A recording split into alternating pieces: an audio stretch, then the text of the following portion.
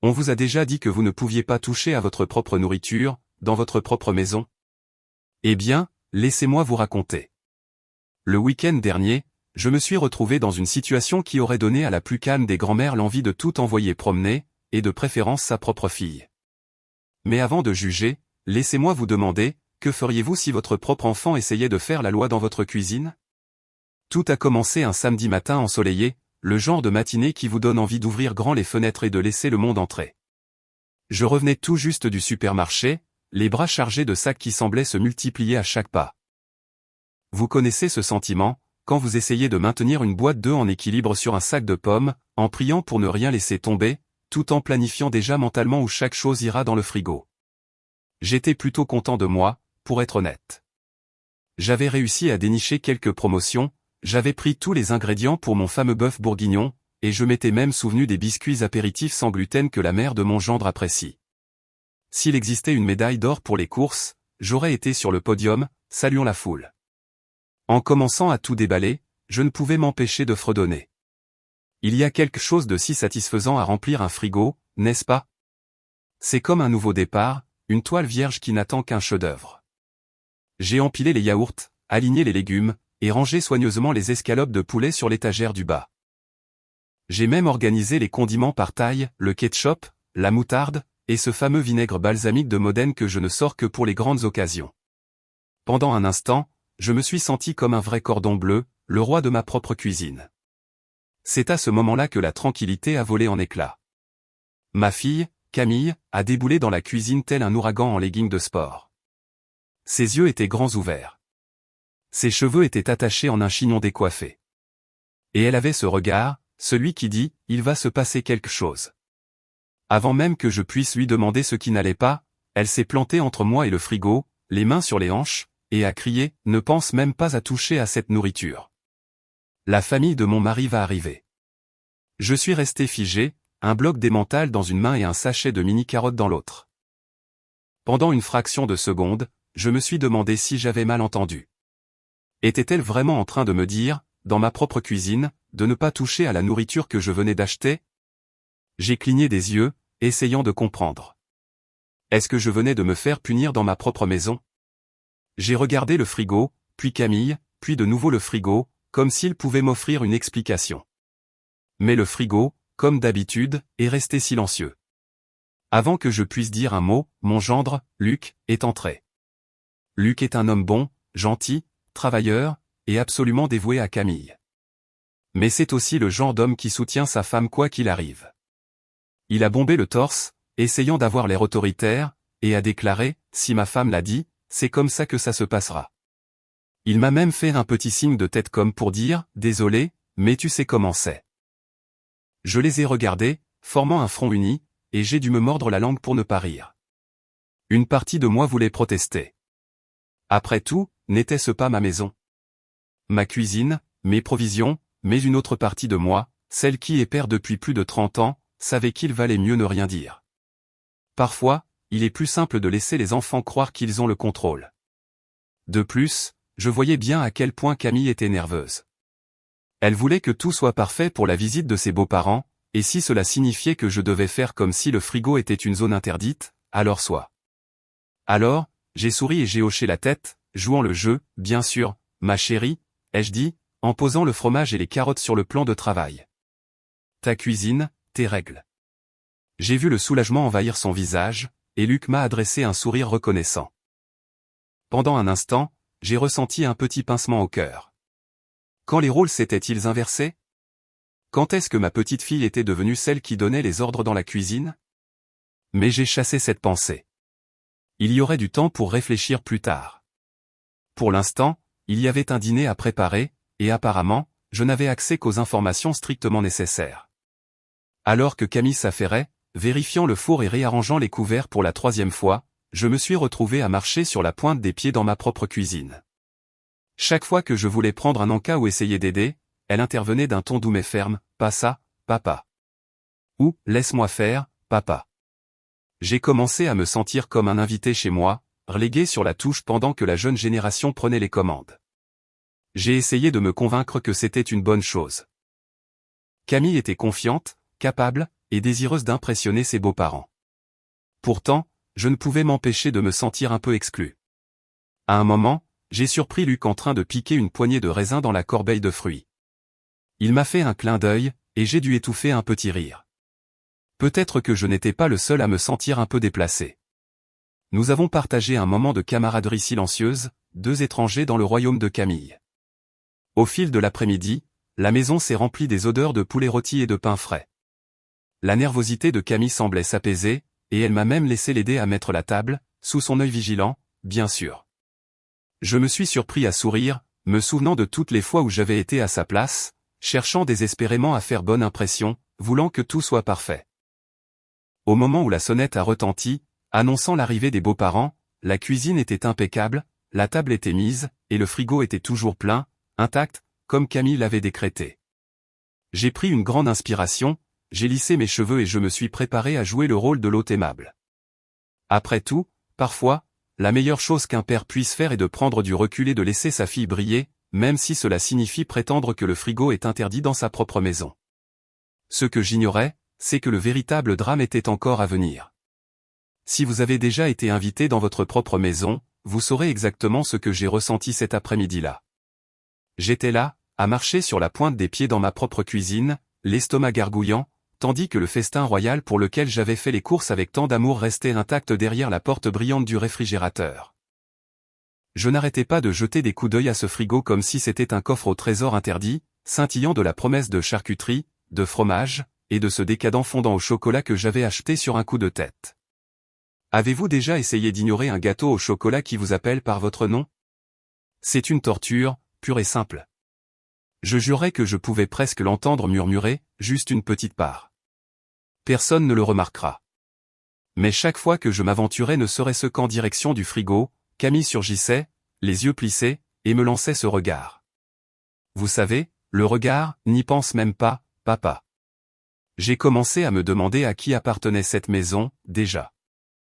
Pendant ce temps, Camille était un tourbillon d'activité, courant d'une pièce à l'autre, gonflant les coussins et allumant des bougies, agissant comme la jumelle plus stressée d'une décoratrice d'intérieur. Elle avait arrangé les coussins sur le canapé tellement de fois que je commençais à craindre que le tissu ne s'use. Elle a même astiqué l'argenterie qui, soyons honnêtes, n'avait pas vu la lumière du jour depuis le dernier repas de Noël. Je l'ai regardée allumer les bonnes bougies, celles qu'elle garde habituellement pour les grandes occasions, et j'ai dû me mordre la langue pour ne pas lui rappeler que sa belle-mère était allergique à tout ce qui était floral. Mais Camille était en mission, et rien ne pouvait l'arrêter. Luc, mon gendre, n'était pas mieux. Il jetait des coups d'œil par la fenêtre toutes les quelques minutes, comme si sa famille pouvait débarquer en parachute à tout moment. Je m'attendais presque à voir une file de SUV remonter l'allée, ou peut-être une fanfare annonçant leur arrivée. Chaque fois qu'une voiture passait, Luc se tendait, puis se détendait quand elle continuait sa route. Je pouvais lire la nervosité sur son visage, et j'ai presque eu pitié de lui. Presque. J'ai essayé d'aider. Vraiment. J'ai proposé de couper quelques légumes, de mettre la table, ou même simplement de plier les serviettes. Mais chaque fois que je tendais la main vers un encas ou essayais de donner un coup de main, Camille m'interceptait avec un « J'ai tout sous contrôle, papa, doux mais ferme ». À un moment donné, j'ai voulu prendre une poignée de raisins, et elle a pratiquement bondi à travers la cuisine pour m'arrêter. Pas cela, papa. On en a besoin pour le plateau de fruits. J'ai haussé un sourcil, mais elle était déjà partie réarranger le plateau de fromage pour la 3e fois. J'ai commencé à me sentir de nouveau comme un enfant, essayant de piquer des biscuits avant le dîner, sauf que cette fois, les rôles étaient inversés. Alors, j'ai fait ce que tout père qui se respecte ferait. J'ai trouvé un coin tranquille et j'ai regardé le spectacle. Je me suis perché sur un tabouret de bar, sirotant mon café et essayant de ne pas déranger.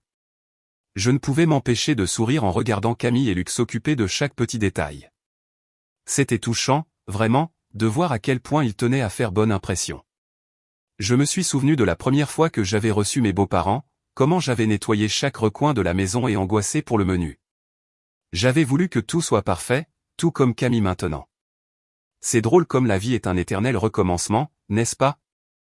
Mais à mesure que les minutes passaient, mon estomac a commencé à protester bruyamment. J'ai jeté un coup d'œil à l'horloge. Encore 1 heure avant l'arrivée prévue des beaux-parents. Mon esprit est revenu à ce fondant au chocolat, si innocent dans le frigo. Peut-être juste une toute petite tranche, pensais-je.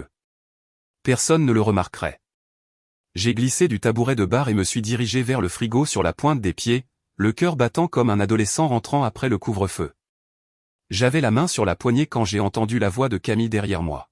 « Papa, dit-elle, son ton mi-menaçant, mi-suppliant. » Je me suis figé, pris la main dans le sac. Elle n'a pas eu besoin de dire un mot de plus. J'ai reculé, les mains en l'air en signe de reddition, et elle m'a offert un sourire reconnaissant avant de retourner à son tourbillon d'activité. Je suis allé dans le salon où Luc était toujours posté à la fenêtre. Un signe de la cavalerie, ai-je plaisanté, essayant de détendre l'atmosphère. Il a ri, mais je pouvais voir la tension dans ses épaules. Ils sont toujours en avance, a-t-il marmonné en regardant sa montre. Je veux juste que tout se passe bien. Je lui ai tapoté le bras, me souvenant à quel point il pouvait être stressant de recevoir de la famille. Tout ira bien, l'ai-je assuré. Vous avez tous les deux fait un travail formidable. Il a souri, l'air un peu moins anxieux, et j'ai ressenti une bouffée de fierté pour eux deux. De retour dans la cuisine, Camille s'occupait du centre de table, ajustant les fleurs avec précision. Je l'ai observée un moment, m'émerveillant de voir à quel point elle avait l'air adulte. Quand ma petite fille était-elle devenue cette femme compétente et sûre d'elle? J'ai ressenti un pincement de nostalgie mêlé d'un peu de tristesse. C'est une chose étrange de voir ces enfants reprendre les rôles que l'on tenait autrefois. Mais c'est aussi un cadeau de les voir s'épanouir et créer leur propre tradition. Alors que l'heure du grand moment approchait, la maison était impeccable, la table était mise, et la nourriture était toujours interdite. Mon estomac grognait de protestation, mais je ne pouvais m'empêcher de rire de l'absurdité de la situation. Me voilà, le patriarche de la famille, me faufilant dans ma propre cuisine comme un voleur dans la nuit. Mais en regardant Camille et Luc travailler ensemble pour créer la soirée parfaite, j'ai réalisé que peut-être, juste peut-être, cela en valait la peine. Après tout, parfois, la meilleure chose à faire est de prendre du recul, de laisser la nouvelle génération prendre les rênes, et de profiter du spectacle, même si cela signifie attendre un peu plus longtemps pour cette part de gâteau au chocolat. Finalement, après ce qui a semblé une éternité d'attente, le grand moment est arrivé. La sonnette a retenti, et la maison a semblé retenir son souffle. Camille s'est précipitée vers la porte, lissant ses cheveux une dernière fois, tandis que Luc redressait sa chemise et essayait d'avoir l'air décontracté, bien que je puisse voir la nervosité dans ses yeux. Je suis resté en retrait, observant avec un mélange de fierté et d'amusement alors qu'ils ouvraient la porte pour accueillir les beaux-parents. Ils sont entrés, tout sourire et embrassade, les bras chargés de fleurs et d'une bouteille de vin, le genre d'entrée qui vous donne l'impression d'être dans une publicité pour une réunion de famille parfaite. Il y a eu des poignées de main et des bises sur les joues, et pendant un moment, la maison s'est remplie de ce chaos chaleureux et joyeux que seule la famille peut apporter. Le dîner fut, si je puis me permettre, un succès absolu. La table était magnifiquement dressée. Les bougies vacillaient juste comme il faut, et la nourriture, eh bien, disons simplement qu'il ne restait pas une miette à la fin du repas. Tout le monde s'est extasié sur le poulet rôti, la purée à l'ail et les haricots verts aux amandes. Même les biscuits sans gluten ont reçu un signe d'approbation de la mère de Luc, qui, en fin de compte, n'était pas aussi difficile que Camille l'avait craint. Je me suis assis et j'ai regardé ma fille rayonner de fierté, savourant les compliments. Je ne pouvais m'empêcher de me sentir un peu suffisant, sachant que j'avais fait la plupart des courses et de la préparation, mais j'ai gardé ça pour moi. Après tout, c'était la soirée de Camille, et elle la méritait amplement. Au fil de la soirée, la conversation coulait de source. Il y a eu des rires, des histoires des deux côtés de la famille, et même quelques anecdotes d'enfance embarrassantes qui ont fait rire tout le monde aux larmes. J'ai regardé Camille et Luc travailler ensemble en parfaite harmonie, remplissant les verres et débarrassant les assiettes, et j'ai ressenti une vague de contentement. C'était ça, la famille, se réunir, partager un repas et créer des souvenirs. Je me suis dit que je pourrais peut-être m'habituer à cette nouvelle dynamique. Peut-être que ce n'est pas si mal de laisser les enfants prendre les choses en main de temps en temps. Mais comme tout père expérimenté le sait, aucune réunion de famille n'est complète sans un petit drame. Et le nôtre était sur le point d'arriver, pile à l'heure. Après le dîner, alors que tout le monde s'installait dans le salon pour le café et la conversation, Camille a annoncé qu'il était temps de passer au dessert. Elle avait vanté les mérites du gâteau au chocolat toute la soirée, promettant que c'était la fin sucrée parfaite pour un repas parfait. Elle a disparu dans la cuisine en fredonnant, et je pouvais l'entendre ouvrir le congélateur pour prendre la glace. J'étais sur le point de me servir une autre tasse de café quand soudain, un cri à glacer le sang a retenti dans la maison. Un cri si fort et si strident qu'il aurait pu réveiller les morts. La pièce est devenue silencieuse, toutes les têtes se tournant vers la cuisine avec alarme. Un instant plus tard, Camille est arrivée en courant dans le salon, le visage pâle comme un fantôme, les yeux écarquillés de terreur. On aurait dit qu'elle venait de voir un monstre, ou pire, une souris. « Papa » a-t-elle haleté, s'agrippant à l'encadrement de la porte pour se soutenir. Il y a quelque chose dans le congélateur. Maintenant, laissez-moi vous demander, que feriez-vous si votre enfant adulte venait vers vous en courant comme un enfant de 5 ans qui vient de voir un monstre sous son lit? J'avoue que mon premier réflexe a été de rire, mais le regard sur le visage de Camille m'a dit que ce n'était pas le moment de plaisanter. J'ai posé mon café et me suis précipité dans la cuisine, suivi de près par Luc et ses parents, qui avaient l'air à la fois inquiets et un peu curieux. Camille a pointé un doigt tremblant vers le congélateur ouvert. « C'est là-dedans » a-t-elle murmuré, comme si la chose en question pouvait l'entendre. J'ai pris une profonde inspiration, me préparant à l'horreur qui m'attendait. Était-ce une souris, une araignée? Une expérience scientifique oubliée qui aurait mal tourné? J'ai plongé la main dans le congélateur, écartant le sac de petits pois et le pot de glace à la vanille, et puis je l'ai vu. Là, coincée au fond du congélateur, se trouvait une énorme dinde congelée et poilue. Je l'avais achetée en promotion quelques semaines auparavant, prévoyant de la garder pour Noël, et je l'avais complètement oubliée. La façon dont elle était positionnée, avec ses pattes dépassant à des angles bizarres et une couche de givre lui donnant une apparence fantomatique, je pouvais comprendre qu'elle puisse paraître un peu inquiétante, surtout si on ne s'y attendait pas. J'ai éclaté de rire, la tension se dissipant en un instant. « Camille, ce n'est que la dinde », ai-je dit en la sortant et en la brandissant pour que tout le monde la voie. « Je l'ai achetée la semaine dernière et j'ai oublié de te le dire. » On dirait que notre invité de Noël est arrivé un peu en avance. Pendant un moment, il y eut un silence, puis toute la pièce a éclaté de rire. Même Camille, encore un peu tremblante, a réussi à esquisser un faible sourire. Le père de Luc m'a tapé dans le dos en riant.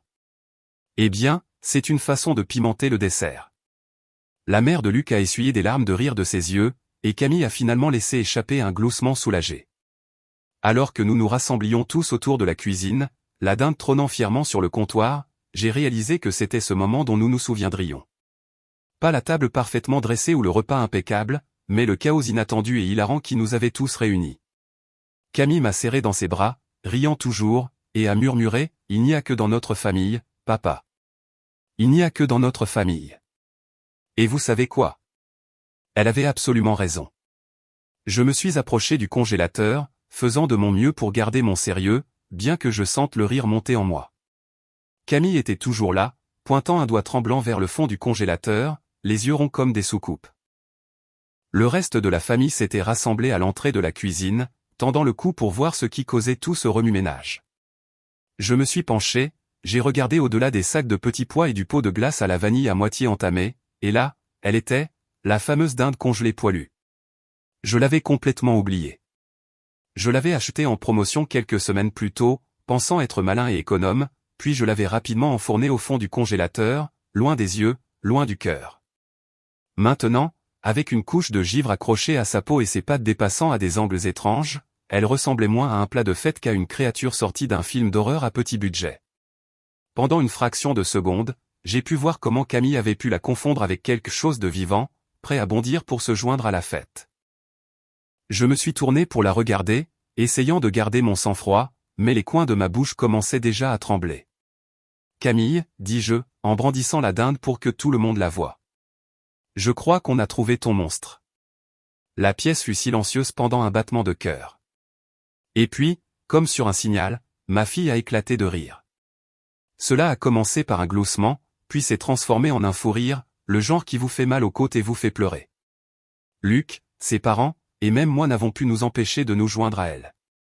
La cuisine, qui avait été remplie de tant de tension et d'énergie nerveuse quelques instants auparavant, était soudainement vivante de rire.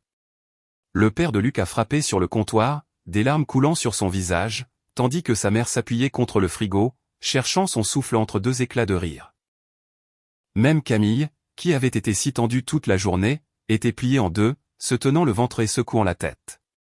C'était comme si la dinde congelée avait jeté un sort, faisant fondre tout le stress et l'anxiété qui s'étaient accumulés au cours de la journée. Les beaux-parents, qui avaient semblé un peu guindés et formels au début, étaient soudainement détendus et à l'aise, échangeant des histoires sur leurs propres mésaventures en cuisine et leurs catastrophes de vacances. La mère de Luc nous a raconté la fois où elle avait accidentellement cuit un sac en plastique à l'intérieur d'un rôti, tandis que son père a avoué avoir un jour confondu le sucre glace avec de la farine dans une fournée de biscuits. Nous avons tous ri jusqu'à en avoir mal aux joues. Le genre de rire qui rapproche les gens et vous fait oublier, ne serait-ce qu'un instant, les petites choses qui n'ont pas vraiment d'importance. Alors que les rires s'apaisaient, Camille a essuyé ses yeux et m'a regardé, une lueur espiègle dans le regard. « Tu sais, papa, dit-elle.